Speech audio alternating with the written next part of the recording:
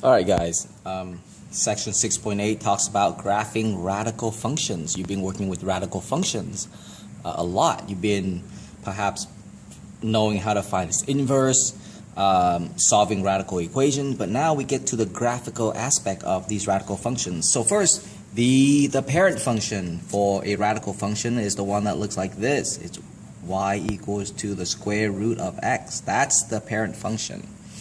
And then everything is going to be a transformation from its parent function. So first, a reflection across the x-axis would be, if you have a negative in the front of radical x, that would be a reflection about the x-axis. A stretch would be taking the parent function and multiplying it by a number that is larger than 1. A compression is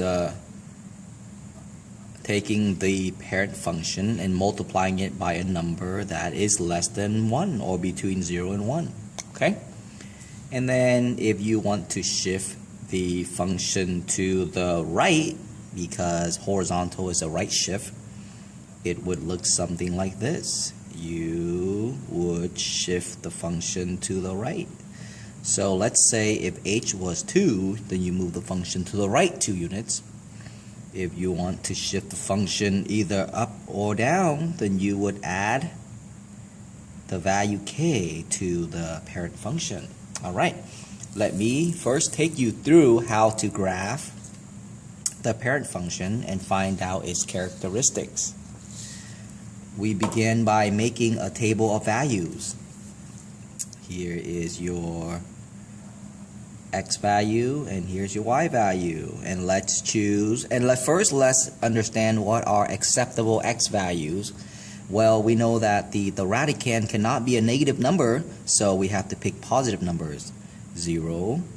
I'm going to pick perfect square numbers because those are numbers that has good y values. So 0, 1, 4, and then of course I can also pick 16, but I think that's enough for now. So if I plug 0 in there, I get 0. If I plug 1 in there, then I get 1 for y, because the square root of 1 is 1. If I plug 4 in there, the square root of 4 is 2. Very good. So, and then if I were to continue, I would go, if I plug 16 in there, the square root of 16 would be 4. Alright? And notice that I only choose positive numbers because that is part of the domain of this. The domain cannot be negative numbers. I'm highlighting the graph, the x and the y axis, so that you can see a little bit better. So that's the x axis. Here is the y axis. Alright, that's my x and my y axis. I'm going to go ahead and plot these points and draw the graph. So 0, 0. Okay. 1, every 2 ticks is 1. So 1, 1. Okay. So, and then 4, 2. So 1, 2, 3, 4. 1, 2. So 4, 2. So the graph is going to look like this. It is an increasing function, guys. It is increasing, but it increases pretty slow, right? It's going to look like that. That's the parent graph. Now let's take a look at its domain. If you look carefully, the domain are basically only 0 or positive numbers. So we would say that the domain is 0 to infinity. Okay?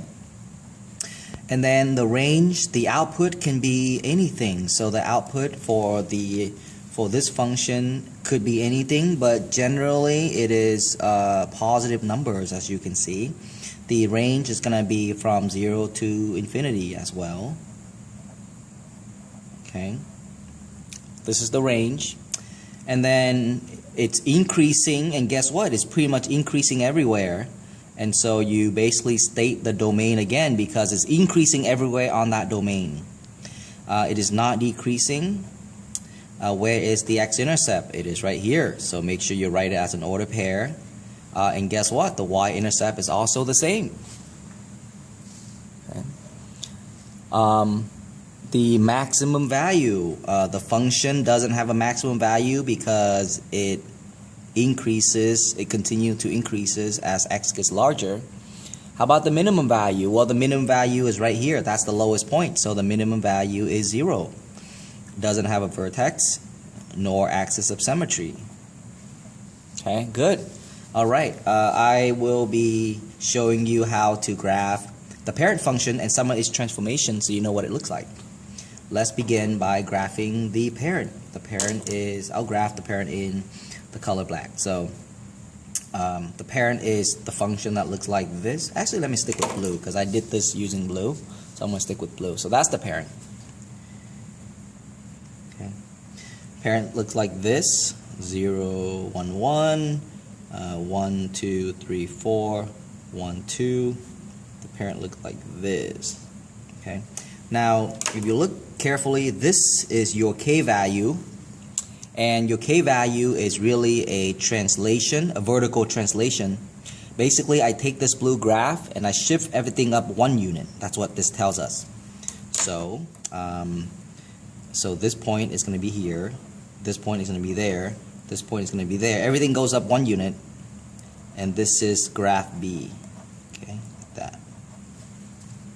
Okay, and this was the graph A. This was the parent. Okay, so everything got translated up 1 unit, as you can see. Graph C, well, graph C is basically taking our graph and shifting it down 2 units. Taking the parent and shifting it down 2 units. So move this down 1 unit, 2 unit. Move this down 1 unit, 2 unit. This point, 1 unit, 2 unit. So our graph is going to look like this. Okay, and that's really the graph of part C. Everything got shifted down 2 units from the parent. Okay, good. And if you need to pause the video, then go ahead and pause the video so that you have a good understanding of that. Okay, awesome. Let's go ahead and graph 3, 4. Okay. Now, to graph problem number 3 with different transformation, I'll begin by highlighting the y-axis and the x-axis. Okay, there you go. And now I'll begin by graphing the parent. And if you need help graphing the parent, look back on the previous page. So 0, 0, 1, 1, 1, 2, 3, 4, 1, 2. So 4, 2. So this is the graph of the parent function. Okay. Now, to graph y equals to x plus 4, I want you to look at this number and know that that is kind of like your h value. And if you see a plus 4, then it's actually a translation to the left. Okay, a horizontal translation, so it got shifted to the left. So take this point and move it 4 units to the left. 1, 2, 3, 4. Okay, so this point now starts here. Take this point, move it 4 units to the left. 1, 2, 3, 4. 1, 2, 3, 4. So your graph actually looks like this. Okay, that's the graph of B. Alright, good. Let's go to the graph of C. This is your h value, and that tells us to move our parent function 2 units to the right. 1, 2. Take this point, 1, 2. Take this point, 1, 2. This is the graph of part C. Okay, awesome job. What's the next part for problem 4 and 5?